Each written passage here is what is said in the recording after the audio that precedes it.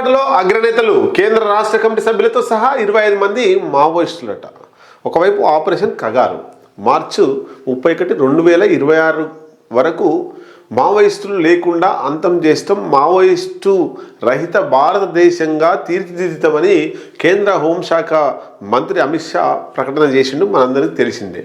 దాంట్లో భాగంగానే మావోయిస్టులు ఎక్కడెక్కడ ఉన్నారు, తెలంగాణ రాష్ట్రం, ఛత్తీస్గఢ్, జార్ఖండ్ ఎక్కడెక్కడైతున్నారో వాళ్ళతో భారీ కుంబింగ్, కర్రెగుట్టల్లో సుమారు 5,000 మంది సిఆర్పిఎఫ్ బృందాలతో కుంబింగ్ చేస్తున్నట్ట. అక్కడ మావోయిస్టు కీలక నేతలు ఉన్నారు అనేటువంటి సమాచారంతో ఒకసారి వార్త చదువుదాం.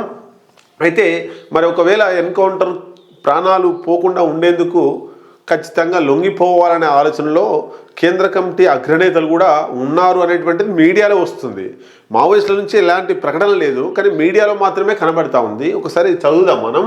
కర్రెగుట్టల్లో కుంబింగ్ వేళ అనూహ్య పరిణామం, తెలంగాణ ప్రభుత్వం ఎదుట సరెండర్కు సన్నాహాలు, ఛత్తీస్గఢ్ తెలంగాణ సరిహద్దుల్లో హై అలర్ట్ అంటూ మనం వార్త చూడొచ్చు. ఒకసారి చదువుదాం. తెలంగాణ, ఛత్తీస్గఢ్ రాష్ట్రాలకు సంబంధించి అటవీ సరిహద్దుల్లో ఉద్రిక్త పరిస్థితులు నెలకొన్నాయి. కర్రెగుట్టల అటవీ ప్రాంతాల్లో భద్రతా దళాలు విస్తృతంగా కుంబింగ్ కొనసాగిస్తున్న వేళ మావోయిస్టు అగ్రనేతలు లొంగుబాటుకు సిద్ధమయ్యారన్న సమాచారం భద్రతా వర్గాల్లో చర్చనీయాంశమైంది. ఇంటెలిజెన్స్ సమాచారం ప్రకారం కీలక మావోయిస్టు నాయకులు లొంగుబాటు అవకాశాలను పరిశీలిస్తున్నట్లు తెలుస్తోంది. వీరిలో సెంట్రల్ కమిటీ అంటే సిసి సెంట్రల్ కమిటీ సభ్యులు, రాష్ట్ర కమిటీ సభ్యులు ఉన్నారు అనేటువంటి సమాచారాన్ని భద్రతా వర్గాలు వెల్లడించాయట.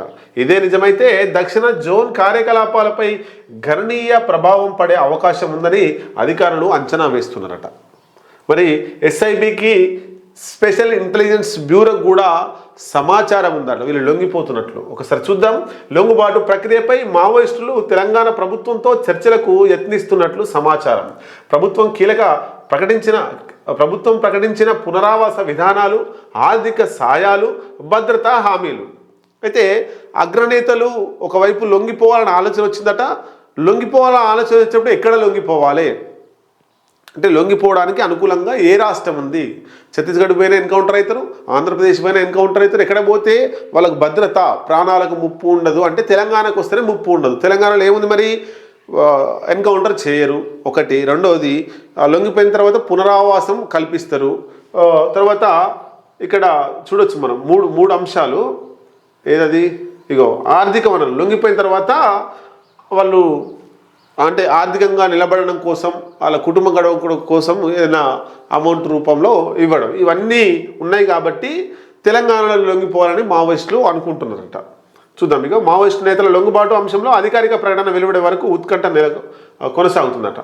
ఈ అసెంబ్లీ సమావేశాలు ఛత్తీస్గఢ్లో జరుగుతున్నాయి. ఆ అసెంబ్లీ సమావేశాల నేపథ్యంలో అక్కడ కుంబింగ్ పెద్ద ఎత్తున జరుగుతుందట. తెలంగాణ, ఛత్తీస్గఢ్ సరిహద్దు అటవీ ప్రాంతాల్లో సంయుక్త బలగాలు విస్తృత కుంబింగ్ నిర్వహిస్తున్నాయి. ఛత్తీస్గఢ్ అసెంబ్లీ సమావేశాలు జరుగుతున్న నేపథ్యంలో భద్రతను మరింత పెంచారు. అటవీ మార్గాలు, పాత క్యాంపుల ఆనవాళ్లు, ఆయుధ నిల్వల ప్రాంతాలపై ప్రత్యేక దృష్టి సారించారు. అవసరమైతే అదనపు బలగాలను సిద్ధంగా ఉంచినట్లు సమాచారం. ముఖ్యంగా సరిహద్దు జిల్లాల్లో చెక్పోస్టులు పెంచి వాహన తనిఖీలు కఠినతరం చేశారు. అనుమానాస్పద కదలికలపై డ్రోన్లు, సాంకేతిక పర్యవేక్షణ వ్యవస్థలను వినియోగిస్తున్నారు. ఇరు రాష్ట్రాల సరిహద్దుల్లో గోదావరి నది తీర ప్రాంతాల్లో భూపాలపల్లి, ములుగు, భద్రాద్రి కొత్తగూడెం జిల్లాలలో కేంద్ర బలగాలు, రాష్ట్ర పోలీస్ దళాలు సంయుక్తంగా పహారా కాస్తున్నాయి. నది దాటే మార్గాలు, అటవీ మార్గాలు, గిరిజన గ్రామాల సమీప ప్రాంతాల్లో ప్రత్యేక నిఘా ఏర్పాటు చేశారు. రాత్రిపూట గస్తీ బలగాలను పెంచి నైట్ విజన్ పరికరాలతో తనిఖీలు కూడా చేస్తున్నారట. మరి అగ్రనేతల కదలికలపై నిఘా కూడా పెట్టిరట. దానికి సంబంధించింది కూడా ఒకసారి చదువుదాం. మావోయిస్టు పార్టీ మరి 4 కేంద్ర కమిటీ సభ్యులు ఉన్నారు ప్రస్తుతానికి. దాంట్లో ముప్పాళ్ళ లక్ష్మణరావు అలియాస్ గణపతి అనే గతంలో కేంద్ర కమిటీ కార్యదర్శిగా పనిచేసిండు, ఆయన ఒకటి. రెండోది ప్రస్తుతానికి దేవుజీ అలియాస్ తిప్పిరి తిరుపతి ప్రస్తుత కేంద్ర కమిటీ కార్యదర్శిగా పనిచేస్తున్నాడు. అట్లాగే మల్లా రాజిరెడ్డి అలియాస్ సంగ్రామ్, ఈ ముగ్గురు తెలంగాణ వారు కాగా ఇంకొక వ్యక్తి మిసిన్ బెస్రా అనే జార్ఖండ్కు సంబంధించినటువంటి కేంద్ర కమిటీ సభ్యుడు వ్యక్తి కేంద్రానికి కమిటీ సభ్యుడిగా పనిచేస్తున్నాడు. మరి దీంట్లో మరి లొంగిపేటలో ఎవరు ఒకసారి చూద్దాం. మావోయిస్టు పార్టీ ప్రధాన కార్యదర్శిగా కొనసాగుతున్న Tippiri Tirupati alias Devuji, central committee సభ్యులు మల్ల రాజిరెడ్డి అలియాస్ సంగ్రామ్, ఆంధ్ర ప్రాంతానికి చెందిన మరొక కీలక నేత తెలంగాణ సరిహద్దు ప్రాంతాల్లో ఉన్నట్లు కేంద్ర నిఘా వర్గాలకు సమాచారం అందినట్లు తెలుస్తున్నది. అయితే ఈ వివరాలపై అధికారిక ధృవీకరణ లేదు. భద్రతా దళాలు ఈ సమాచారాన్ని దృష్టిలో ఉంచుకొని వ్యూహాత్మక చర్యలు తీసుకుంటున్నాయి. భద్రతా దళాలు అప్రమత్తంగా ఉండాలని ఉన్నతాధికారులు ఆదేశించగా అనుమానాస్పద కదలికలను గుర్తిస్తే వెంటనే పోలీసులకు తెలియజేయాలని ప్రజలకు సూచించారు.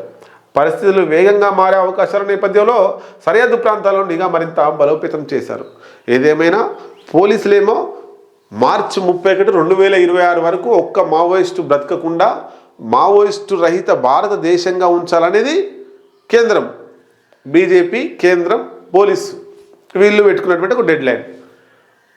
మార్చి 31, 2026 తర్వాత ఒక్క దళమైన బ్రతికుండి కేంద్రానికి సవాలు విసిరాలనేది వాళ్ళ పంతం. మరి ఇద్దరిలో ఎవరికి వెళ్తారో చూద్దాం.